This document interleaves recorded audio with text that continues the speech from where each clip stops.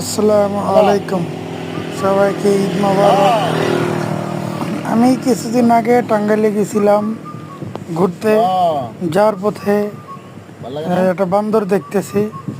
এই বান্দর আমি যদি এই পথ দিয়ে কেউ যায়, যদি না দেখে তাহলে পুরাই মিস করবে।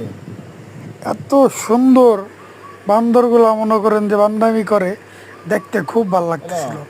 মানে কারো যদি মন খারাপ থাকে তাহলে তাদের মন অনায়াসে ভালো হয়ে যাবে। কারো যদি মন খারাপ থাকে অনায়াসে তার মন ভালো হয়ে যাবে। দেখেন কিভাবে টোকায় টোকায় খাইতেছে, দেখেন দেখেন।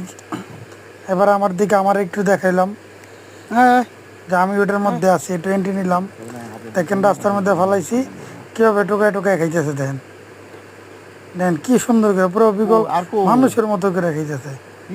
মানুষ এদের কাছে হার মানবে। ওই দেখেন আরেকটা।